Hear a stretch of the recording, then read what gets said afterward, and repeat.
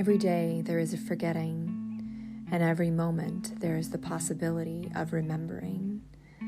Remembering who you truly are, awakening to your body, to the inner world and experience of being alive. Here is where you find the beauty, the joy. Here is where you free your soma. Hello, everyone, and welcome to the Free Your Soma podcast, stories of somatic awakening and how to live from the inside out.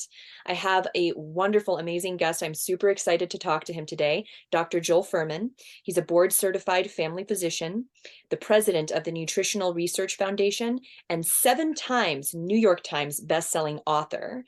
I've read his books in the last couple of years, and they've been very transformative for my life and the lives of my family. So thank you so much for being here today. My pleasure. Looking forward to it. Yeah. So you have been teaching, about disease and illness and how it develops in our bodies and the things that we can do not only to slow it down, but actually reverse it. You've been doing this a long time. How long have you been talking about these things? When I was a teenager, I was very interested in this line of work, or this line of not just interested in this subject. So I read all these books on nutrition in magazines. I read all of Dr. Shelton's work. So I decided to go back to medical school in my mid-20s. But I graduated from medical school in 1988. So I've been doing this for about 35 years. Yeah. And then, having your books kind of get shared more and more, you've been able to help more and more people reverse really serious conditions in their body. Things like cardiovascular disease, which is the #1 killer of men and women. Can you tell us a little bit about how that develops in people's bodies, how it's going on? Well, that's exactly why I wanted to go to medical school, because I wanted to be a doctor specializing in the nutritional reversal disease. Ooh, yeah. I knew that's where the future was going. And it's been a very rewarding and exciting career over the last 35 years, because people could come to me with, like you're saying, with advanced heart disease, even people with idiopathic cardiomyopathy or heart failure, and have their ejection fraction in their heart come back to a normal size again. And people with blockages in their heart obviously open up, their chest pains go away, get them off their blood pressure medications, off their cholesterol lowering drugs, off their diabetic medications. My mantra is to tell people, don't treat your diabetes, get rid of it so you're non-diabetic. And don't treat your heart disease, because if you're on blood pressure medications, then you have a problem if you need blood pressure medications. If you want to have protection from future cardiovascular events, you have to have a normal blood pressure without medication, a normal body weight, a normal cholesterol without medication, normal exercise tolerance, and be having the right kind of nutrition in your diet. The point I'm making right now is that you give people true protection, even though we're mentioning that heart disease is the #1 cause of death for both adult men and women in this country. That almost nobody has to have a heart attack or die of a heart attack or of heart disease. It's food induced, and food can reverse it. And so we're saying here that when people, for example, come into my retreat with advanced heart disease and they stay here for a few months, very often they're in the hospital and the doctors want to put in a stent, and they leave the hospital against medical advice and come to the retreat here. And within even 1 month's period of time, their chest pains are gone, their blood pressure normalizes, and if they're diabetic, their diabetes is gone. They're off all the diabetic medications as well. And they're able to walk long distances and build back their exercise tolerance. And when we repeat the echocardiogram and the other tests for their heart, or stress test, echocardiogram, we find that their ejection fraction improves, their function improves, and their cardiovascular disease essentially goes gradually, but then effectively goes away. For example, a man after a heart attack with an ejection fraction of 30, 2 years later, has a normal ejection fraction of 60. He's back to building back his heart, restore the muscle and repair it. So there's a tremendous amount of, you could say, hibernating myocardium after a heart attack, or when people get ischemic heart disease, the heart doesn't get a good amount of blood, and the heart isn't working properly. It's not functioning, but it's not all dead. After a heart attack, some of the heart's totally dead, but a lot of it is hibernating. It's not totally dead and can come back and regenerate. So we've seen incredible healing occur. even with people with very advanced cases of heart disease, some of which are, requiring 10 medications and Wow. being very unstable, come back to good health again. But, a lot of my, you could say, career has been also involved with people reversing rheumatoid arthritis and psoriasis and asthma and chronic headaches, migraines and all types of inflammatory bowel disease, irritable bowel syndrome. So it's really nutritional excellence can become very therapeutically effective. And what I'm saying here, it's not 100% transformable, but what I'm saying here is the same dietary portfolio that maximally slows aging and extends human lifespan, preventing against cancers and heart disease and strokes, is also therapeutically effective when people are sick to reverse disease and have their miraculous self-healing power of the body be able to be, function at a high level of function so the body can repair and regenerate and heal, because that's what the body has the ability to do when fed optimally. So the same diet that maximizes health and longevity in us healthy people can be used as a therapeutic tool to reverse disease in people who are sick. That's so incredible and powerful, because it reminds me of my own experience with your methods, because, I wasn't being diagnosed with any serious health condition, but, I was experiencing like being, a little bit overweight, not losing the baby weight after having my son. I was experiencing like some mood swings and emotional distress and different kinds of hormone issues, perhaps. And then, within like a month or two of implementing your methods, I felt a huge difference in my body. Like the extra weight that I had wanted to lose from the baby just came off without me having to over exercise or anything like that. And I felt this clarity in my mind, and I felt this like strength. And what's so interesting is like my tonicity in my body shifted too. And I used to think that I would have to like lift a bunch of weights in order to get, a certain kind of tonicity in my body. But actually, it was just like shifting the way that I was eating that my body started removing kind of that extra like concentration of fat or something that was like, keeping me kind of doughy or whatever. It's amazing. And I didn't have a serious health condition that I was trying to treat, but I saw immediate results from your methods. And so I shared the book with my dad, who had been having chest pains, who had been worrying about his heart, who had his blood pressure high every time he checked, and he had already given up red meat. He'd already given up like a lot of things. He thought he'd given up seafood for ethical reasons because of the oceans, and all he really ate was chicken and eggs and dairy, and he thought that that was like fine, right? But apparently, if you're trying to actually remove these blockages, those things are going to get in the way of your body actually being able to remove them, because you're kind of adding more in, right? That's correct. When a person has these conditions, we really need to go all the way to almost perfection, because we know why gamble? Why gamble with their outcome or their future? So you do something that is going to reverse the condition to make sure they're safe.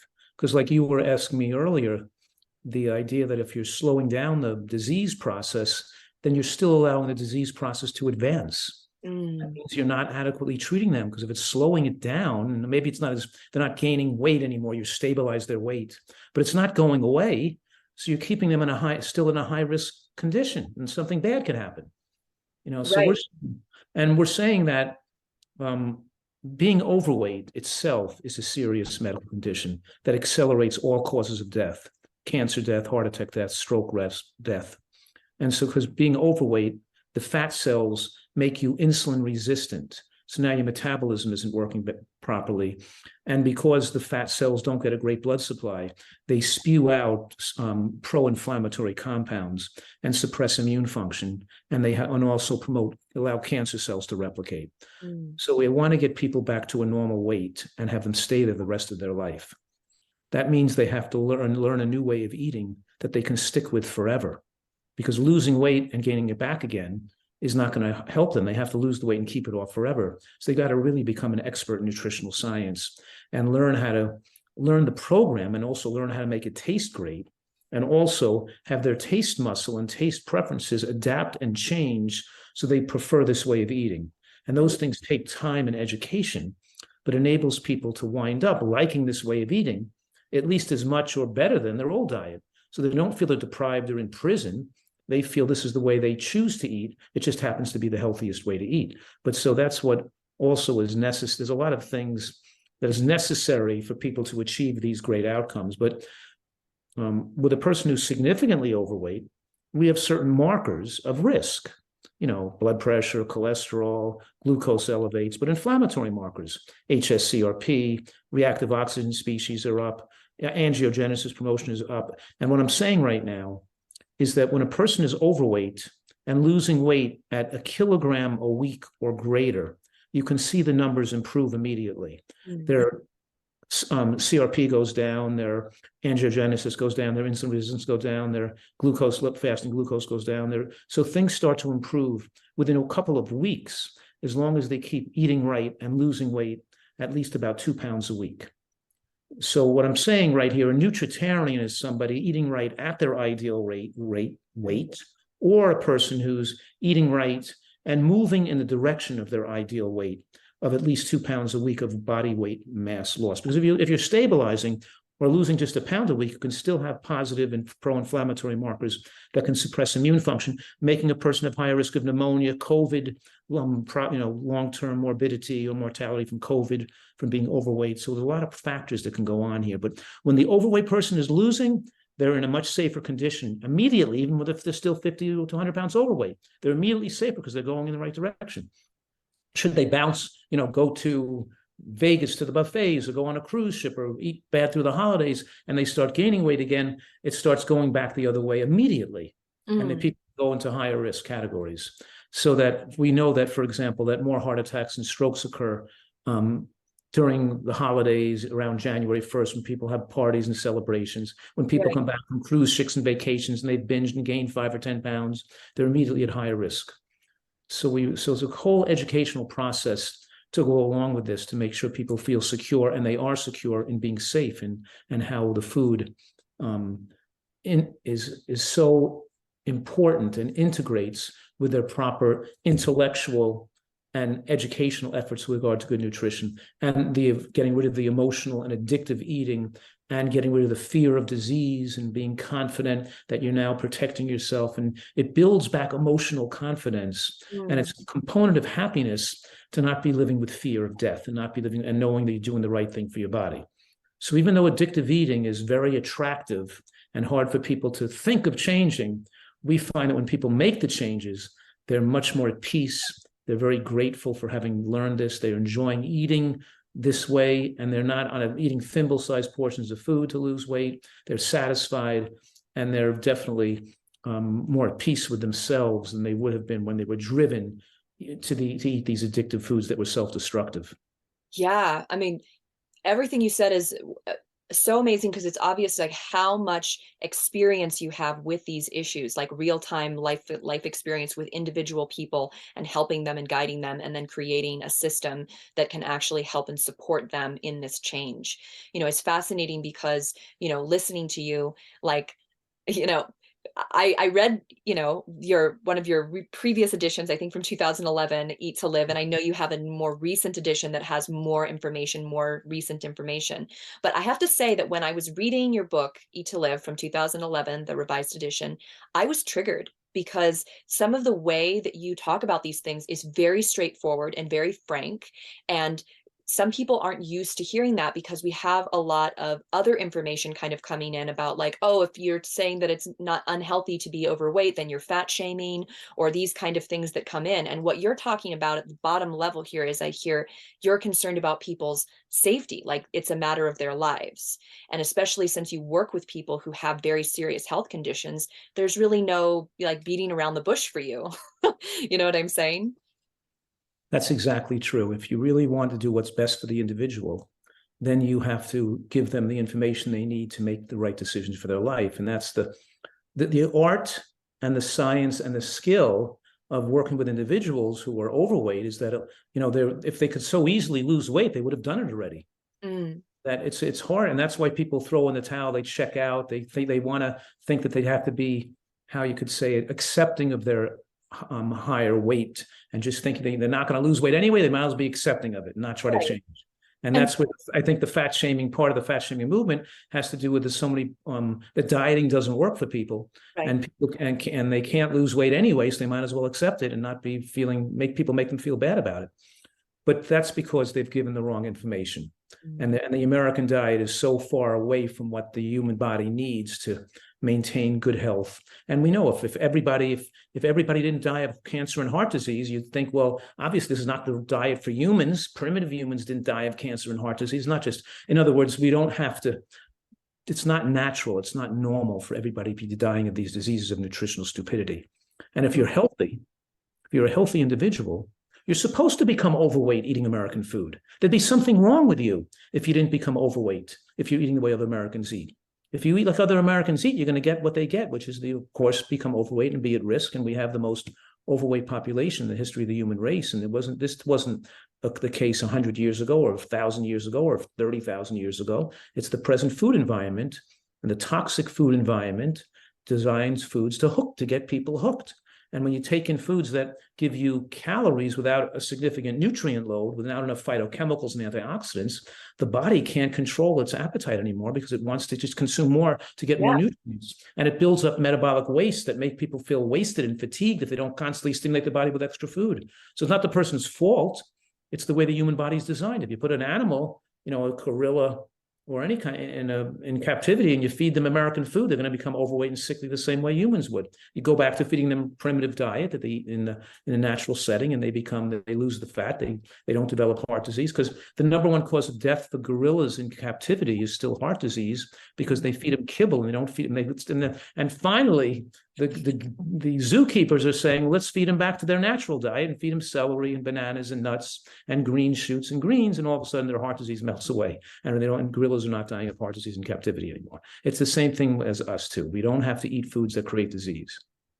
Yes, very well said. I mean, the piece here that, like, as a somatic educator, I offer basically some somatic food conversation with people who are, facing gut health issues or facing health challenges. And I basically share information with them, and then I see how they respond to it. And maybe this might be something similar that you do at your retreat, where there's somebody there who's just there to listen to what comes up for them when they hear this information. Like I said, when I read your book and was reading about, heart disease and this issue, I found it triggering. I think there was like one point in the book where you said, like, there's no necessity for like a 30-year-old woman who's like 5'5" or something to weigh more than like 115 pounds. Like, that's not required. And I felt like, whoa, like I was like that I was like immediately thinking, like, what is he telling me, to be like a skinny supermodel or something, and I had this like inner teenager kind of respond to that. And then I had to calm myself and realize, like, no, what he's saying is that if we were eating in this way where we're not adding extra weight to our bodies through the calories that we're consuming, people would probably be more naturally lean. There would at least be, majority of people would be naturally lean, because they're simply not eating foods that are going to collect on their bodies. That's correct. If the person is eating properly, they will gravitate and move towards their ideal weight. And if they're overweight, they're most likely not eating properly. And keep in mind, the woman of today, eating the same amount of calories as a woman 40 years ago, is 40 pounds heavier. Same amount of calories, same amount of exercise. She's 40 pounds heavier today, because the body has so much endocrine disruptors and microplastic particles and other toxins from the food supply that makes the body swell more readily, hold on to fluid and hold on to fat to dilute the acidity and toxicity of the processed foods, fast foods, things in plastic bags and things that people eat. But the minute we go back to naturally instinctual organic eating, and we start to put the right food in our body, then we remove the backlog of metabolic wastes. Our desire for calories goes down, and we start to lose weight and desire the right amount of food. And we don't feel like we need food as a stimulant to get energy. We're fully energized, and we don't need to eat excess food to suppress detoxification. See, what I'm saying right here, it's a more complicated issue, but maybe people can start to get a feel for this, is that when you're not properly nourished and you have more toxins like free radicals and advanced glycation end products that age us in the body, because we haven't been eating a diet rich in phytochemicals and antioxidants. So you build up more toxic compounds that the body can't get rid of. So now you're nutritionally deficient in phytochemicals and antioxidants, and you also have a higher level of toxins built up in your tissues at the same time. So now when you stop digesting food and your body's in just a repair state, waiting, living off of the calories that's stored from your last meal, when you're not digesting, the body goes into a repair mode, whereas we call it enhanced detoxification in the catabolic phase of the digestive cycle. It means when digestion ceases, the liver and the kidney and the digestive tract can devote itself more to repair and removing of toxic wastes. And when that happens, a person who has a buildup of metabolic waste and not healthy is going to feel wiped out, headachy, stomach cramping, agitated. They're not going to feel well. So they don't like the way they feel if they don't keep the digestive tract going all the time. And it goes away if they eat food. But the feeling ill is the actual repair process going on. The fatigue and the stomach cramp fluttering and the headache are symptoms of detoxification or repair. If you want to get rid of those symptoms of feeling fatigue, then you got to eat healthy and lower your metabolic waste. But what people do, they don't know that, so they don't know they can change their diet to get rid of feeling ill. They just know when they eat again, have something sweet, have a cup of coffee, eat a heavy meal, have a piece of a burger, have some, whatever, they eat something, they feel better again. So they only feel better if they stay out of the catabolic phase. They got to keep in the anabolic phase. They got to keep their body digesting. They got to keep food coming in all the time, or they feel wiped out. And they think that the food is energy, and they think that a symptom of hunger is fatigue, because they're all confused about how the body works. And their confusion, and nobody teaching them how the body works, and nobody showing them that these symptoms of fatigue and that they think, and these symptoms they call hunger, that they go away. They go away in a week or two when you eat right. Anyway, Yeah. well, you don't have to feel that way. Of course, you're not going to feel great the first week. You're going to feel a little fatigue and you may feel withdrawal, but it will promise you in 5 to 7 days, you're going to start to feel like you don't need all the calories, and you're not going to have headaches are going to be gone, and you're not going to feel fatigue. So because people, even though, like you're saying, they come into the retreat and they had a salad for lunch with a bowl of vegetable bean soup and some fresh fruit for dessert. It's a big salad with carrots on it, and they feel, and a dressing made of nuts and seeds.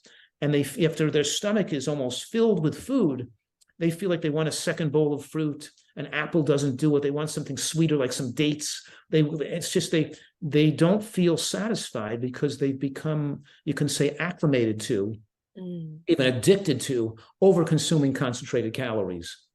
And the brain, they actually don't feel normal unless they chronically overeat, because obviously overeating keeps the digestive tract going longer. So there's a lot of factors going on here, including dopamine stimulation in the brain from the caloric load that comes in and how fast it comes into the bloodstream. Wow. A lot of information that we impart to people, a lot of learning, so they learn how the body works to put it back to the place where they can eat instinctually, eat the amount they feel like eating, but the amount they feel like eating is now the right amount. Before, the amount they felt like eating was the wrong amount because they didn't have the body well nourished and they had so much disease processes and toxins building up. And the minute we get them on the right food and get them healthier, their body realizes that we don't need that much food and we're comfortable with less food. We're not desirous of more food. This is the amount of food we desire, but the amount of food we desire matches what the body requires now. We don't have mismatch anymore. That makes sense. It's funny because right before I followed your methods and read your book, I actually did an experiment, which was strange because most of my 20s, I was a yoga teacher and I was involved in a lot of healing communities, and I was basically plant-based and or vegan most of my 20s. Although that doesn't mean that I was eating healthy. I was still eating a lot of excess oils, a lot of coconut oil, and eating restaurant food and stuff. But I had a very restrictive diet because I had found out that I had food sensitivities to dairy, gluten, and soy. And so I religiously stayed away from those things. So I was really good at being strict. And right before I discovered your book, I actually did a crazy experiment and I went keto for 6 months. And I ate way more animal product than I had ever eaten before in kind of the last 10 years of my life. And the effect of that on my system was really unpleasant, actually. In one of my previous podcasts, I actually talk about this story. But, when I transitioned over to the way that you suggested eating in your book, I went through a phase where I was eating like really huge portions. And part of it was that I think that I had a nutritional deficiency from the way I had been eating in keto. And so my body was like, oh, you're giving us these vitamins and these minerals, like more, please. But I think it was also that psychologically I had been restricting how much I was allowed to eat. And so I was like feeling that I was not getting satisfied from my tiny little keto meal or whatever. So when I transitioned into eating, big salads, big bowls of bean soup and stuff, I kind of went like overboard for a while. And I was just kind of testing it. I was like, how much could I possibly eat until I feel satisfied? And the crazy thing is that eating this food, I didn't gain any weight doing that. I actually lost weight the first month and I felt better than I had felt in a long time. And then as you're describing, I slowly like stopped needing so much. I wasn't feeling so compelled to eat like 3 servings of like bean soup. Like I could just have one and it felt like plenty. So there Right. was a reconditioning that was going on. And some of it was in response to the way that I had treated my body prior to stepping into this new way of eating. Yes, for sure. It brings up a few points. Number one is that at this point in human history, we have lots of long-term studies on people following keto diets, even to their death. So we have at least 3 studies that measure the amount of animal protein in the person's diet, whether they're carbohydrate restricted, to what degree they carbohydrate restrict, and looking at hard endpoints like cancer deaths, cardiovascular events, or age of death. And what they found was that the more animal protein in the diet in a dose-dependent manner, the more early life deaths. And the keto diet had the most early life deaths occurring in the people following keto diets, which meant that the restricting carbohydrate to the point of going into ketosis is long-term dangerous to the aging process and the survival of humans. So the keto diet, which became very popular, is unfortunately a dangerous way to lose weight. And there's no point in doing it for a short-term period of time. It's still going to be, because it's obviously anything you do short-term has no benefit for you long-term. It just puts you at risk. So it's good to talk about that and just to make sure people know that that's not something that we're recommending, and it's something that we know has a lot of evidence to suggest is particularly dangerous at this point. Yes, I mean, based on my personal experience, I would have to agree with you. My stress levels were through the roof. And so it was, my dis-ease and my body was manifesting in other ways, even if I wasn't getting my blood pressure checked or, checking for my LDL cholesterol levels and things like that. But I was fighting a lot with my husband during that time. I was very stressed out. And my gut was super unhappy with this.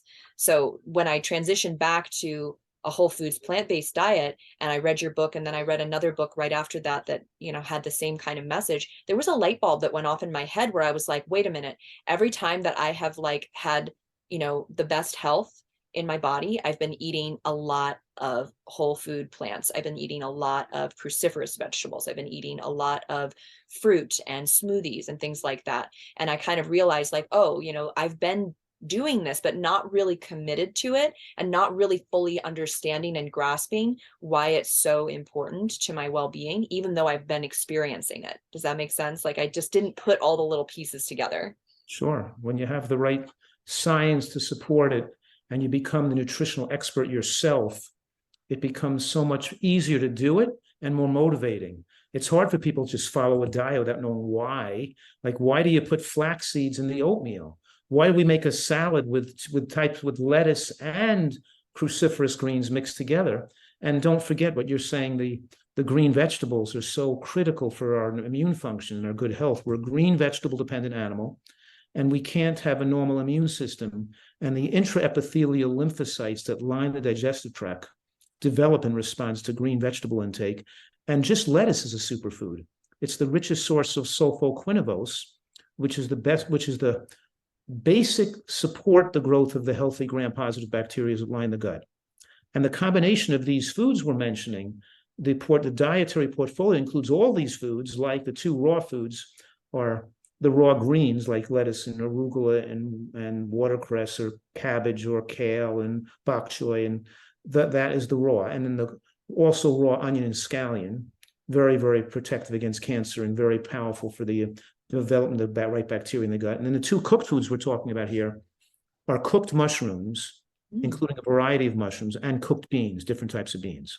And the combination of those 4 foods make for the most thickened and healthy biofilm that now covers the villi in the small intestines. And as it coats the villi with the thick coating of bacteria, that slows the absorption of glucose into the bloodstream. So when you had the oatmeal in the morning, you didn't have a high glycemic response to it because you regularly eat greens and beans and onions and mushrooms. So the person on the keto diet, because their diet is so high in fat and so high in saturated fat, that distorts the shape and function of the insulin receptor. So now when they have oatmeal with some mango in it in the morning, their sugar goes up through the roof because they've distorted the function of their insulin receptor from all the animal fats they've been eating. So we're talking here about reducing body fats, but also the effect of various types of fat, including omega-6, omega-3, and saturated and unsaturated, that the type of way we're getting our fat in the diet affects the function of the insulin receptors. And then the keto person says, oh, look, I can't eat fruit because my sugar goes through the roof. So I have to stay eating tuna, fish, and cheese and meat because otherwise they don't understand they're eating in a way that maybe looks better. They've lost some weight. They dropped their triglycerides. Their sugars are looking good because they're off anything carbohydrate, but they're aging themselves and causing damage to occur on the inside without them even realizing it. So even a person who's feeling better and think they're getting good results on a keto diet, it's still dangerous and causing internal damage to occur. That's very fascinating because I do think that people as a culture, we're very focused on things, the external of things, and the immediate instant gratification of how does it feel when I put it in my mouth? How do I feel within 10 seconds of eating it? And that's what we use as our barometer for whether something's good for us or not. But what you're speaking to is kind of the invisible, unconscious thing of the long-term impact of these things that like I said before, it's largely invisible to us until we get diagnosed with something, until we have a shout or a scream from our bodies that basically says hey, it is not okay in here. You need to do something about this. And the time that happens when you get those symptoms, that's advanced disease already. You're getting sicker and sicker when you're not feeling ill. And of course, I'm saying, which is really important, I'm glad we're emphasizing this again, that when you switch from unhealthy eating to a healthy diet, you don't feel better right away. You feel worse temporarily. Yeah. It's only a week. It's only 5 days usually, but you're still going to feel worse. So don't, because people will say, oh, I tried it and I felt bad eating that way. Of course, you're detoxing. You're going to feel bad. It's just the first week, and you're going to start to feel good again. Right. And then, for me, I had some reconditioning of my gut that I did because, after basically depriving myself of fiber for that 6 months on keto, although, there were times that I was trying, because my husband's always been a vegetarian. So I was trying to make that more even though I was eating all this animal product and he was kind of are you really sure about that? I was deciding to do it as this experiment, right? And so I would have some days where I would, instead of eating a bunch of, cheese or whatever beef, high quality beef, I would eat a big block of tofu and a bunch of green beans and just make sure that my carbs, were low enough or whatever based on the calculations, right? And it was funny because the days that I did that, the days that I had that for dinner, and then the next morning I went out and exercised, I actually felt way better than the days when I had eaten a pretty heavy load of fat and animal fat and protein the night before. I would feel heavy and it was a lot of work. And when I ate more light and I ate, just that block of tofu and some green beans, I felt immediately the next day a difference in my energy levels when I exercised. That's right. It works pretty quickly. In other words, you can check the fat in the blood and the amount of fat on the red blood cell membranes, whether they stick together or not. It can go and penetrate tissues. And so, yes, some things occur pretty quickly when you change your diet, and some things take longer periods of time to the beneficial effects to be seen. Right. And based on the plant-based history that I already had, my body was probably more acclimated to that, which was why my gut was so unhappy on, keto, is because that's not what I had been conditioning my body to digest most of my life. Right. Yes. And also people develop tolerance for things that are harmful to them. In other words, when you first start to smoke a cigarette, you might cough and it might burn your throat. But after you keep smoking, you get more resistance of the lung tissue against the toxicity in the smoke. And as you build up tolerance for toxins, you're aging yourself and you're indurating damaging tissue, because obviously you're working in the garden with no gloves, your skins get calloused, so you're not going to be irritated. But the point is you build up more induration, which then can lead to ulceration, which is a stepping stone. You have inflammation, induration, inflammation, ulceration is a stepping stone to damage, to aging tissue and cancer causation. So even though the smoker isn't feeling bad, they're creating damage. They would be healthier if they felt bad, because that would show a degree of health, of response to the toxin. The more you get used to a certain abuse, self-abuse, the more you eat junk food, you can tolerate it, but you're not making you feel bad because you built up more but you're aging yourself more rapidly. When you get healthier, if you have a greasy or fried food or some meal that's unhealthy, when you're really healthy, you immediately feel bad. You have diarrhea, you're not digesting it well, you have indigestion, your stomach hurts. But a person eating these foods all the time can tolerate them because they build up more tolerance to them because they've had them for a period of time, which reflects worse and worse health as you're tolerating things that are unhealthy. Yeah, I've had that experience too in the last couple of years where I've eaten something at a restaurant that was like way more oily than what I'm used to eating. And I immediately felt it. I could feel the difference. Like even just how it felt to, it was just like sauteed spinach or something, but it was drenched in olive oil. And I put it in my mouth and I could just feel it was like this slickness all the way down my throat. And I was kind of like, I'm not sure I like that. I think I used to eat this all the time, but now I don't really think I like that anymore. People who are not used to putting salt on their food, they're going to have something salted. They're going to have a dry mouth for hours and drinking water all night long. But a person who's used to having a high salt diet is going to be, their kidney is acclimated to excreting huge amounts of sodium. Of course, they're losing other minerals and other important substances when they're having high salt, when the kidney's acclimated to losing a lot of stuff. But then when they're exercising, they can get cramps in their legs and they can get spasm because because their body is shifting so many minerals around all the time and urinating out electrolytes. Whereas us people we're not getting excess sodium. We're not excreting a lot of sodium in the urine. But then because we were not used to excreting a lot of sodium in the urine, if we have a lot of salt at a restaurant meal, we're going to feel poorly from it immediately.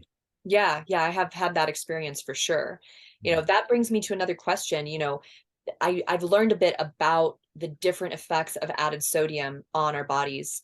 Not just from your book, from other resources too. Would you describe like what this really does long term? Because so many people from the time that they're babies are eating a lot of added sodium and way more that is actually clearly based on lots of research safe for our bodies. This was huge news for me. I didn't know this, that the level that most people eat is toxic and that's normal. And so maybe you can describe like what are some of the outcomes of decades of eating that way? Well, that's right. I mean, it's a good point you just made, because you said decades of eating that way, because it's a very slow process that occurs all through life from excess sodium. And a lot of things biochemically happen to the body. Your immune system gets more suppressed. You get more predisposed to developing an autoimmune disease when you have extra sodium. But the extra sodium circulating in the blood causes microvascular hemorrhaging or weakening of the endothelial lining, the interior lining of the blood vessels. So over a period of 60 or 70 years of having a high salt diet, after all those decades, you weaken the interior lining of blood vessels, so they're more likely to fissure, have an aneurysm, or have a hemorrhage in the brain. So the salt intake of a person's diet is, you could say, a dose-dependent relationship with the risk of hemorrhagic stroke. That's a type of stroke where you break open a blood vessel, and that's a devastating type of stroke that causes death. The type of stroke that's most prevalent in Asian countries is hemorrhagic stroke. The type of stroke more prevalent in the United States and Western Europe is called embolic or ischemic stroke, caused by a clot. And that means the rate of ischemic stroke correlates with cholesterol. Higher cholesterol, higher rates of ischemic stroke. But the rate of hemorrhagic stroke has an inverse relationship with cholesterol. People with a lower cholesterol have higher risk of hemorrhagic stroke because the atherosclerotic process that coats the inside and outside of the blood vessels that make them throw clots and get obstructions that can cause heart attacks and strokes, they can add some protection to the weakened wall of the aging blood vessels in the brain that could rupture and cause a hemorrhage. So that's how some of the keto or Atkins people in the past had twisted the studies and saying that having a high cholesterol is better because lower cholesterol increases risk of stroke. And because they looked at studies done in Asian countries where they're having so much sodium in the diet, not as much meat and bacon and cheese, so there's such a high rate of hemorrhagic stroke. And eating more beef and bacon and cheese would decrease the risk of hemorrhagic stroke because it would create more atherosclerosis. Right. The fat that's building up and it's preventing this damage, or it's at least masking the damage that's going on. It's thickening the wall of the blood vessel. So you're not going to get the breakage that would occur as readily of a person who had a clear blood vessel. Mm-hmm. If you want to have clear blood vessels and not have heart attacks and strokes, and also not have hemorrhages, then you have to eat plant-based, and you also have to be low in sodium. You can't just be plant-based and be high in sodium. And most of the studies from around the world, the largest studies, if you look at the meta-analysis and put together, what we see is that as total sodium goes down from 3,000 to 2,000 to 1,000, you see reduction in cardiovascular deaths. And so the American Heart Association, they try to take people with heart disease and high blood pressure and tell them that people should not be eating more than 1,500 milligrams of sodium a day. That's like the low sodium DASH diet. And I'm saying, how stupid is that? That's like saying to a person, people who get lung cancer should quit smoking. No, it's not people that get lung cancer should quit smoking. Nobody should smoke because we shouldn't get them getting lung cancer. So it's not telling people who have heart disease and high blood pressure to cut back on sodium, because that's waiting to an end-stage pathology. If we're telling those people to cut back on sodium, then you should have been telling people to cut back on sodium before they developed advanced disease or possibly had a heart attack, which could have been their first symptom of having cardiovascular disease. So the whole thing is backwards. You don't wait till people get sick and tell them to cut back. You have them live with the right amount their whole life. And plus the fact that, I think it's pretty simple and logical. People can understand this concept. Yeah. I mean, and I can tell how incredibly passionate you are about this. And, I want to ask you this question because I think it's an interesting question to ask, because I totally get where you're coming from, but somebody else who's listening to this may still not be clicking, and some people might label your book. Like I showed somebody like the book Eat to Live, and they were like, oh, something, it's veganism, huh? And I was like, actually, this book, at least this edition, had some like non-vegetarian recipes in it. Like, your point wasn't that you should eliminate those things totally and completely forever, depending on the issue, but that you needed to reverse the emphasis from meat and animal products to focusing instead on foods, not the 90% rule, foods that are going to actually help your body heal. So how would you respond to somebody who's kind of just giving you the label of like, this sounds really extreme and you're just another, vegan promoter or something like that? Well, I don't really care about stuff like that. In other words, my passion and career choice is to educate people on with the niche of people who want the best, most useful and lifespan saving and longevity type of information. And I realize it's not for the masses. Most people aren't going to want to eat this healthy. And they can go to plenty of other places and plenty of other doctors to get watered down versions of it, and to people who are moving in a little bit in the direction. But that's selling people out, because when the person that really wants to get well and really is willing to do what it takes to get well and really wants to reverse their disease, if I watered it down to be acceptable to more people, to want to make more money or have my books be more popular, then I would have sold out those individuals who wanted to know the best thing to do to reverse their disease. Yeah. I don't care if people don't like what I say. That's, I'm still going to say what's best for people to do. And if they're not willing to do it, at least they heard what's best. Mm-hmm. And they can make the decision of how far they want to do it or not, or go it all the way or not do it at all. But they have that option. And I can't, so I have enough personal reward and from getting so many people better and watching people reverse their illnesses that I don't feel like I have to change the whole world, even though I'm trying to. I've had successful PBS television shows starting in 2012, and my shows have been one of the most biggest fundraisers for PBS, which means millions of people have seen those shows, millions. I've been on, and I think I raised over $70 million for PBS television to support one. So we're talking about having sold, many millions of books, and many millions of people watch my television specials. And I've moved the center of what people think is healthy to lots of millions of people across America. And so people are so brainwashed, and they're trying to label it. And if they don't want to do it, that's your option. That's your choice. But at least you should hear it and learn about it. So at least you can speak from an educated position. and not just come to some judgment before you actually read the information and look at the scientific literature that supports it. And Right. so I'm saying the evidence is overwhelming today that we know the healthiest diet for humans, and there's so much corroborative evidence. For example, the fact that Americans get their fat intake from animal fats and oils instead of getting their fat intake from nuts and seeds and avocado, let's say, from whole food. There's a tremendous amount of literature to show that when people get their fats from nuts and seeds instead of animal products or oils, they have lower rates of cancer, lower rates of heart attack. Even just adding some nuts and seeds to your diet lowers heart attack risk by 40%. I mean, it's absolutely amazing. So flax seeds have been shown in studies to take, for just giving a rough example, we studied women who had breast cancer and tracked them for 10 years, and adding flax seeds to their diet lowered risk of death from cancer of chance of death over the 10-year period by 71%. Just one little aspect of the diet. I mean, we're putting together a portfolio of all the most healthy things to do. So this person wants to judge this before they even know about it, seen the research, read the information, see how much, because in my most recent book, Eat for Life, I have more than 2,000 scientific studies documenting. It's the most scientifically referenced lay books. And I've spent my life reviewing more than 30,000 nutritional studies showing how much, not people think, oh, every study shows something different. No, that's not true. The overwhelming amount of evidence is consistent that with what humans are supposed to be eating. And even in Eat to Live, where I allowed people to have some, not just animal products, but some unhealthy food as a small portion of their diet if they wanted to, like 10%. Right. Yeah. Over the years, since that point time to now, I've realized that messes people up, and I do not advocate that anymore. Because when people are food addicts and you allow them to still recreate with small amounts of food that's not good for them, it keeps them the fire burning of desiring those foods. And there's more chance of recidivism, and they have more difficulty following the diet than if they just stick to doing this 100%. And why should they dabble in foods that are going to sabotage them getting well?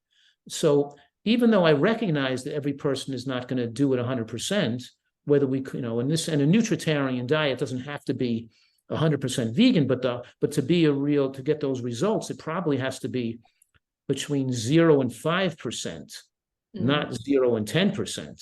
And if you're really a food addict and have some medical condition, I want a person to be 100% plant-based. I want them to be totally vegan, because it's going to be easier for them to do it 100%, because things happen faster and their taste preferences change, and you don't keep lighting the fire and trying to and fuel their addictions. They're always tempted and to eat something dangerous, or to eat something that's not on the diet, or to have a bagel in the airport. And once they've done it 100% for a while, they start to realize, wow, it's like, I feel so great. And I really enjoy these foods now, and my taste muscle changed. And when they dabble in the 10%, it interferes with the ability to adapt their taste to prefer this way of eating. So, so yes, you can accommodate, the nutritarian diet can accommodate people who don't want to be totally vegan. But on the other hand, many people find they get better results and find food addiction and their emotional eating is better when they don't dabble and they go all the way 100%, and do the 100% vegan nutritarian diet. Like, totally vegan nutritarian diet is more effective for a lot of people, because they have clear boundaries, and they're not deciding how much should they go off of it. They know exactly what to eat at each meal, and the results that they see are just too miraculous to lessen that magic from happening. Beautiful. And like, to hold that standard, I hear what you're saying is that instead of holding a standard that is subpar, like a 90% rule, to hold a standard that's actually in the realm of excellence, to promote that. And then of course people are going to, figure that out on their own and have to work through these things themselves, especially if like they're not specifically being, coached by you and your team at the retreat, right? They're going to have to figure it out for themselves. But to have that as what they're shooting for, as that goal of excellence, and really understand why, that's the difference between how you used to teach this before and now how you're looking at it. And that makes a lot of sense based on the experiences that you just described. Exactly. For just to mention, my career is giving people the supportive services they need to make this easy for them to do it. So it's not a person can't come to my retreat in San Diego. They have no help. And we have videos and I have a member center where people communicate, can even ask me questions. We put out different, we have group classes and so we're encouraging people. So they can do this out of their own home. And if they need extra help, they can get extra help just right over the internet or through my website and stuff. So I have a whole support system of, some sauces, like to put a Thai curry sauce or a mushroom Alfredo sauce or a ketchup made with no salt so we have all kinds of things to make it easy to do this, to make it taste good, and to the camaraderie of doing it with a group of other people at the same time. So I'm not leaving people totally to do it on their own. If they need the extra help, we have that available to them. And some people who, even with that degree of help, isn't enough for them. They still do better if they come in person and live with me here in San Diego and they stay here for a few months. And then it's because it makes it really easy. And they learn the incredible recipes with chefs showing them how to make the food taste great and they're hands-on. And so I have a lot of different levels of service to give people who really want to get healthy, to make sure they're not going to have to sabotage themselves or not get the results they really could achieve. And some people, who have serious conditions, like, for example, psoriatic arthritis, and maybe they're on medication, and maybe they need to communicate, maybe they need to be involved with me, like slowly weaning their medications and be on vegetable juices and higher levels of, omega-3 fatty acids and some, tweaking of the program to accommodate their particular disease process. So I have that, and that's all part of what I do for a living, and what I, try to work with people to get them well and give them what's necessary to have them, to enable them to do it. That's tremendous. That's so wonderful and magnificent. I'm so glad to hear like the level of care that you're providing to people who are really ready to make these changes. Because, it's funny, when I used to tell people that I was allergic to dairy, or like not allergic, food sensitive, but I used allergic because it just was easier for people to get or something, especially 10 years ago. I would tell them like, oh no, I can't eat cheese. I have a dairy sensitivity. And people would say, oh my God, I would rather die than not eat cheese. Like I had people say this to me, and it was like, after I kind of, I read your book, and then I started like, really thinking about the way that we have been conditioned, most of us, all of our lives, to feel a sense of security and cultural belonging around certain foods, especially animal products, and how incredibly stimulating high volumes of saturated fat are to our brains and our bodies. It lights up the reward centers of our brain. I had to kind of like think about this comment, and I was like, maybe they were like being factual. Like maybe they didn't realize it. They thought they were being glib when they said, oh, I'd rather die than not eat dairy. But for some people, that might actually be a reality. They might have such a strong physiological pull towards these things that even when they hear this information and they're having problems, they cannot seem to find it within themselves to choose something different. That's absolutely true what you just said. 100% is that a lot of people who get diagnosed with heart disease continue to smoke cigarettes. Some people who are alcoholics who are getting problems with alcohol, the side effects are with liver damage. They still continue to drink. And most people who develop heart disease and high blood pressure continue to eat foods that accelerate that condition and worsen their condition. And the medical profession makes it worse because they give people drugs to make their blood pressure look normal. They give them drugs to make their glucose look better. They give them drugs to make the cholesterol look better. So the person thinks it's okay to continue to eat those foods or live that way because their numbers look okay right now. And we've never had those. If we never had those drugs, doctors would have to tell people, no, you're going to have to change what you're eating. You're going to have to start exercising. You have to lose weight. You're going to have to get rid of your high blood. But now we got to make it so it's okay to stay sickly and allow your disease to progress. And with all the medical technology and advancements of the last 100 years, humans we're still dying at the same age. We're living shorter in the last couple of years. We're actually death rates have increased and the age of lifespan has actually gone down. With the growing waistlines of Americans getting heavier, they're actually seeing more. So with all the drugs and all the treatments, we're not seeing that these are saving people's lives. And we have the same people, and still cardiovascular death is still the number one cause of death for adults in America. So it's a failure. And nutrition is the right food is the answer. And at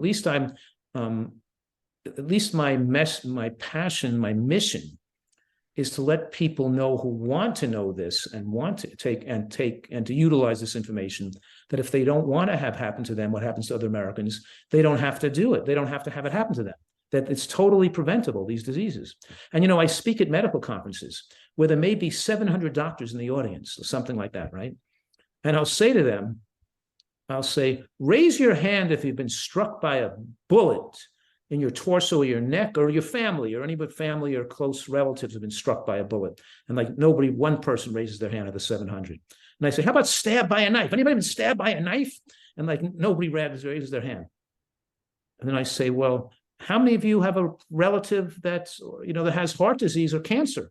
And like the whole audience raises their hand. And then I say, and you want to keep living in this dangerous neighborhood?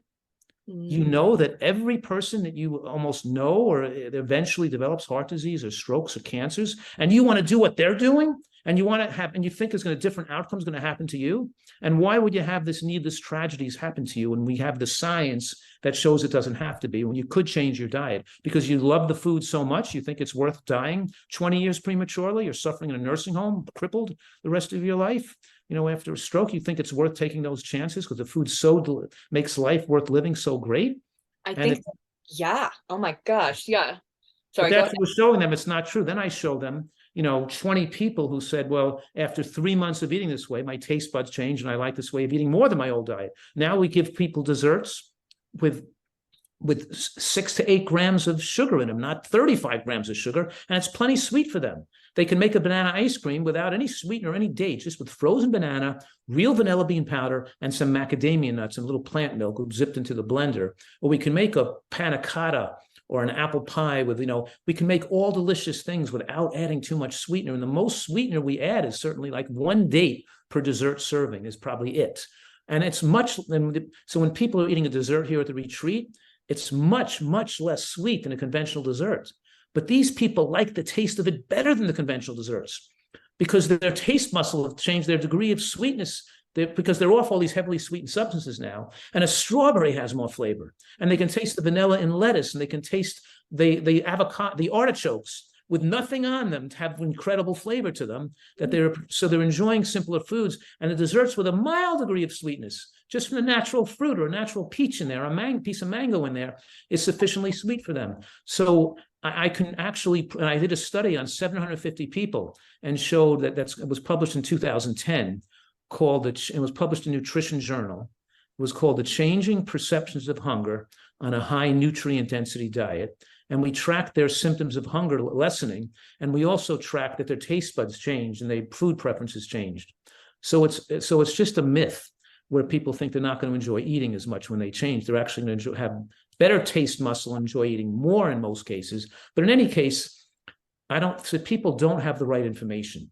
And they're very quick to say something like that because they really don't have enough the evidence to weigh what they're really saying and what they're really meaning. They don't know enough about the subject to give their opinion.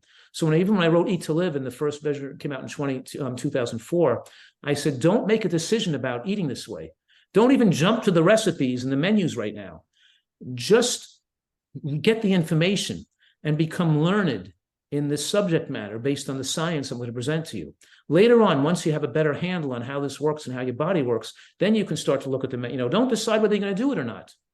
Maybe don't even decide you're going to do it, because if you decide you're going to do it now and you don't have enough information, you're probably not going to stick with it. You have to know more, so you have a chance to make the right decision for your life. So, and when we talk about it in emotional eating and why people fail eating this way, we talk about peer pressure and trying to get approval from other people. Yeah.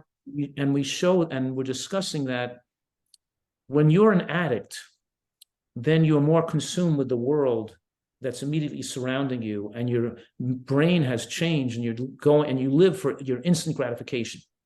So you become more dysthymic. You're less passionate about life. You're less enjoying nature, the beauty of your sports, your activities, your art, the music, the other people, the insides of other people, be feeling and caring for other people. Everything is lessened the more you get into your being driven by your desire for instant gratification. The more you're an addict, and as you know, heroin addicts and they can cheat, steal, hurt other people just to get their fix. Well, the more you're living for your fixes, the more you become more dysthymic and less able to enjoy life. So they think the only thing they have, the only thing that gives them pleasure is their addictive substances, their cheese, their burgers, their pizza, their fries. It's the only thing that gives them pleasure because they've lessened their ability to enjoy the outside world. And once you realize that you can get back this ability to get rid of this dysthymia or feeling like the world is meaningless and you're not caring and feeling and you don't have the right emotions so it all goes together because you feel better about the outside world, you lose the addiction, and you're able to not care if people don't approve of what you're doing because now you're interested in having goodwill for them. You're not caring about impressing them or them liking you. You don't have to change yourself to meet their approval of them. When a person says to you, oh, I'd rather die if I had to eat like that, you can then show them some kindness, show how much you care about them, and that your hope for them is that maybe they could learn more and come to this, maybe they come to a different decision if they learn more information, but maybe the chance of helping that person is 1 in 100. That doesn't matter because because you're trying to have creative goodwill for them. You're not trying to protect your own ego. You're not trying to argue with them. You're just trying to show them care and have goodwill. It doesn't have to work. Right. But the fact that you attempted to have goodwill for them means you can feel good about yourself for trying to show them care. And a person's not going to listen to you unless they feel that you care for them or love them in some way or have some feeling for them. It's what we learned I remember I had a mentor in medical school. His name was Dr. Kaplan. And anyway, he said that the patient is not going to really listen to you or feel that you're in their best interest unless they feel that you care about them as a person. So making that connection with them as a person and that you really care about them is a stepping stone to enhance your ability to heal them as a doctor. So we talked about all these issues, but it's the same thing when you interact with other people. When people think you care about them and are interested in them as an individual and you want the best for them, they're willing to consider what you have to say, but you first have to show them some interest in them and that you care and want the best for them. And then you're not trying to defend yourself and make it all about your own ego. So take your ego out of it. And then they're more successful eating this way because they're not trying to prove something. They're not trying to prove anything. They don't need their peer approval. They're leaders now. They are leaders and they're proud of their lead and their ability to have positive effects on other people through their own example and their own goodwill for other people. And it transforms their narrowness and their dysthymia and their food addiction, where their pleasure in life is they don't have any pleasure in life except for eating and drinking. They go to their job, they work all day long just to make money so they can go and imbibe in dangerous self-abusive substances. And it's just how everybody's living in today's society. Yeah. Oh man, so much of what you said there is beautiful, powerful, magical. I love it because what you're talking about is what I refer to as our radiance that starts naturally arising when our systems are in their functioning naturally self-healing state, when we're not taking in things that create harm and damage and we're not contending with our addictive behaviors, then we're in this place of actually being regulated and calm. And from that place, that natural caring for other people arises, which is what you're describing. You start letting go of the needing to prove anything because you're experiencing the wellness, the result of what you're doing. And there's nothing to prove. You're a living example of it. And so you can share with people. And you're right. Nobody's going to listen to you if all you're doing is defending yourself. The other thing I wanted to say was that when you talked about the taste of strawberries, I know exactly what you're talking about because I had this revelation a few months after, taking on a nutritarian way of eating. It cut out the salt and everything. I actually experienced that tomatoes were salty, just tomatoes, and tart was really salty. And if I felt like I wanted to have a little salt or something in my food, maybe I was making some kind of, stir fry, I would throw a bunch of chard in, and that would just hit the spot of that salt that maybe the natural salt my body actually needs and was craving. Right? Or organic sun-dried tomatoes. They're incredible. Yeah. I chop them up with the kitchen shears and I sprinkle, I lightly soften them a little bit, and I sprinkle organic sun-dried tomatoes and roasted garlic into addition. It tastes plenty salty just with the sun-dried tomatoes and the roasted garlic. You have, incredible flavor, Totally. Yeah. And I mean, it did. It shifted my taste buds so that I could actually taste flavors. I also had the experience of spinach being oily, which was strange. I could actually feel and taste the natural oils that exist in spinach, because all of these foods have these nutrient compounds of carbohydrate, fat, and oil. They just have them in natural whole food amounts instead of these kind of exaggerated, unnatural amounts that we find in most of our processed foods and kind of traditional ways of cooking, right? That are meant to stimulate and enhance, and they're not necessarily at all about regulation and healing. Right. When you take your nuts and seeds, let's say you're making a Thai curry sauce with hemp seeds and almonds and a little coconut and lemongrass and curry, and so we're making a delicious Thai curry sauce. The absorption of calories into the bloodstream occurs over a period of 2 to 3 hours. Whereas if you made that same sauce with oil, instead of by blending in the nuts and seeds, you'd absorb the calories into the bloodstream in 5 minutes. So here you have a rush of calories into the bloodstream in 5 minutes. It's a bolus of calories, and that affects dopamine centers in the brain and gets you acclimated to wanting that hit of calories. But you're then going to be hungry again. And the oil becomes an appetite stimulant. When you're using, so the same thing when you use beans as your major carbohydrate source. When you're eating white bread as a carbohydrate source, it comes to the glycemic load is so rapid into the bloodstream that it's almost immediately like it's same as you ate sugar. So the combination of the sugar and oil flood the bloodstream are like addictive effects on brains to want to eat more food, and you get addicted to wanting that. But if you're eating your carbohydrate from having, spaghetti squash with black beans, the calories come into the bloodstream slowly over a period of 3 hours, not all in 5 minutes. So your body doesn't need to secrete much insulin to keep your glucose straight. And now you're not hungry, you're satiated. By having a little nuts and seeds and a little bit of beans with the meal, now you're going to be satiated all afternoon until you get to dinner time, and you get maybe hungry in time for dinner, which is good because hunger is the best sauce. It enhances the taste sensation, as opposed to taking your calorically hit all at once in a giant load of calories, right? And that starts the addictive process. So we're talking here about when people switch from like almond oil to almonds, or walnut oil to walnuts, or olive oil to olives. When you switch to eating the whole food as your source of fat, a lot of biology changes. Because one, when you absorb the fat from this rapid absorption of calories, it makes you want to eat more food. You get hungry faster. It turns on fat storage hormones. Instead of losing weight, you can have trouble losing weight now. Yeah.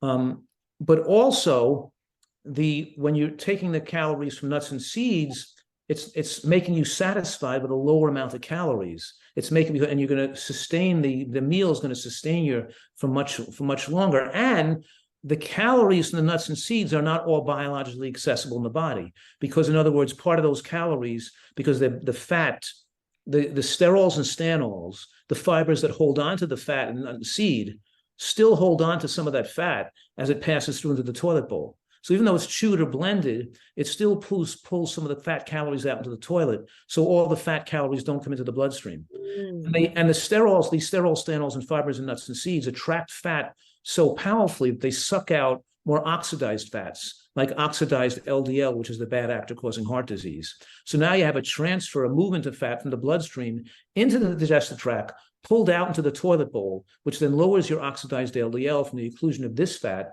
the walnut versus the walnut oil. So you had the whole food. It's a completely different biological effect using whole food fat compared to oil extracted from that same food. So we're saying here there's a different biology here, that humans never ate oils until, in more recent time. And even a few hundred years ago. And back then, people couldn't eat so much oil. And then those are people. And of course, today we sit down on our jobs. They're sitting on a computer all day long, and they think pouring oil on their food is health food. And they're over consuming calories, obviously, because they're overweight. But they think putting more oil on their food, pouring more calories on the food, is actually drummed into their head that it's good for them. So there's a lot of misinformation, which perpetuates all these problems people have. Yes. That brings me to one of the kind of last questions I really wanted to address today. And we've already kind of touched on this a little bit, but I'd just like to create even more clarity around this. What do you feel are the biggest blocks that most people face when it comes to actually making changes in how they're eating? Like, say we're talking to a person who has already heard like this information and they weren't just shutting it down to begin with, they were open to it. Then what do you see as being kind of the most common process that people go that, what are the things that are in the way of them actually making choices and making changes? As ridiculous as this sounds, it's usually because they haven't digested and assimilated enough information Mm, about it. Because if they learned more, I'll give you so many examples. Like I'm giving a week seminar, right? And the husband comes to the event just to play golf. And the wife is sitting in the lectures hearing the information, right? And he's not interested in changing his diet. He just wants to play golf at the fancy hotel I'm giving the seminar at. But he sits through the morning lectures and will go play golf after just because he's there to accompany his wife. And after the week of hearing the event, he wants to change his diet now. He would have never thought of changing his diet because the little information coming from his wife was not sufficiently detailed with enough of the nuances in science, a lot of which we're talking about, to really convince him that it's worth the effort to make the change. So believe it or not, I don't see what you're saying so much when people are really get the PhD level of information. When they're really studying the information, they question it, they take the courses, they read the books, and that's why people come to my retreat too, because they're immersed in this for a few months. And it gives them time for their addictions to go away. It's just that when you come to a cocaine rehab facility, they keep you for 3 months because they don't want you to go back to using cocaine again. It takes time to no longer desire those foods. So it's still mostly the information people get here that enables them to go home and prefer to live this way. And when they leave, they continue to do it. It wouldn't do them any good to come here for a week or two because the chance of them sticking with it when they leave would be too low or yeah. relatively low. Because it does you no good to improve your diet if you're going to go back eating your old way and gain the weight back anyway. But Yeah. we see that I can give people a test and give them a score of their knowledge base. And their knowledge base correlates excellently with how well they were willing to follow the program. It's how well they learned it, how well they learned the information. So that's why I put out so much information, because I want to highly educate the population, because when they're not highly educated or when they're educated with the wrong information, that's the thing causing the most resistance. There's so much of the wrong information in the media, the books, there's 500 different diet books out there. Why should they believe me and not some other guy advocating some other way of eating that's more conducive to the way they want to eat? They'd much rather pick the information that tells them it's good to eat the olive oil and to have them eat, because that's what they want to eat anyway. But what I'm saying is, if they really look at this information in more depth, they can have a bigger. It's much more likely they're going to have a chance of making the right kind of changes for their life. Yeah, wow. And plus you have such a long list of people who are living examples that this works too. And so you have kind of the science and a lot of this really valuable life-changing information that you're giving people. And then simultaneously you're, showing them, hey, this worked for this person, this worked for that person. That was what was so great about the case studies that you presented. And then that encouraged me to want to kind of make a case study out of myself and try it out for myself. It was like, okay, let's see what changes in my body when I take this on. Right. That's why the research is so important. And that's why I have more than 500 different success stories on the website. So people with, let's say, a disease like inflammatory bowel disease or headaches can see a whole bunch of other people, or lupus, multiple sclerosis. They can see a bunch of people who got well from multiple sclerosis. A bunch of people got well from lupus. I had one girl who was a teenager. I think she was about 15 or 16 years old, who was on the national renal transplant list waiting for a new kidney for lupus, with a creatinine of 4.2, which represents most of her kidneys destroyed. And it healed. She came back, she did this program, and lupus went away, and her kidney came back to normal with a creatinine of 0.8. And she didn't need a new kidney, and she didn't have lupus anymore. One of my patients went to their old doctor, who got well from lupus, because lupus is life-threatening. People could die from it. They lose their kidneys. They can be on steroids and drugs. Their life can be destroyed from these diseases. They're really serious. And the fact that these people can get totally well They go back to their old doctor, and the doctor said, what, are you going to eat, live like a rabbit the rest of your life? Or telling them that it's just a spontaneous remission. It's not because of the diet or something like that. It's just that some 1 in a million people just get better, and they're just probably going to get bad again. There's always some negative, or, but obviously this is powerful stuff, and it really can transform people's lives. And my message to people is, don't be satisfied with being sick. Don't think that you can't get well, because my life's experience is that when you do the right thing to this degree of excellence, it's incredible what can happen to people in their ability to repair and get well from serious diseases. Yes, and this is a kind of taking of action that I think is therapeutic on another level as well. Like it's therapeutic somatically, because when somebody starts prioritizing taking care of their health, they're not only literally doing something that is loving towards themselves. And if they have had issues with that in the past, if they have been recovering from trauma or addiction or any of these kinds of things, that simple act of doing something loving towards themselves by choosing a way of eating that is not destructive, they don't need to like try to love themselves. They don't need to say a bunch of affirmations in the mirror. They're literally doing something that demonstrates love for themselves. And that's really powerful, because we get caught up in this mindset thing. And what you're pointing to is very similar to the somatic work that I do, which is a bottom up kind of transformation that someone can experience, where yes, like taking in cognitive information, but then they're applying it real time to their body and their existence. And that action is powerful. That action starts making shifts in all other layers of their consciousness, because they're literally showing themselves care and love for their life. Good, well said.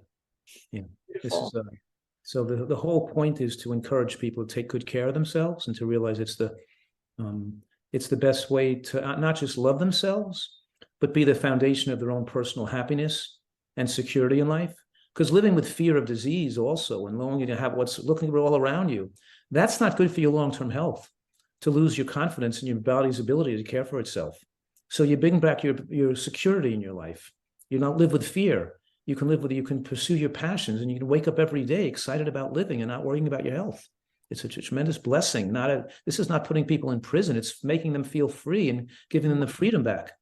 Yes, I agree. That's been my experience with it personally, because there's just things that I'm not attracted to eating anymore. And, someone else who's sitting next to me might not understand it, but they haven't gone through the experience that I have gone through. And they're not taking in the information that I've been taking in, and having these kind of conversations. So thank you for coming on today and just sharing just an enormous wealth of knowledge, so much really just important information that I wish all people had about how they can live better in their bodies, how they can reverse and prevent their disease, that they don't have to, as you said, just settle for being ill. Yeah. That's well, wishing you and all your loved ones and everybody listening great health and much happiness always. Oh, thank you so much. And if you want to find out about more information about Joel Fuhrman and his programs, can you just say where they can find more information on your website, maybe? Yeah, that's probably the best place to start is drfuhrman.com, drfuhrman.com. Nice. Well, thank you so much. It's been an absolute pleasure. And I look forward to having maybe an interview with you sometime in the future, maybe on the 2nd or 3rd season. We'll have another go at this. Sounds good.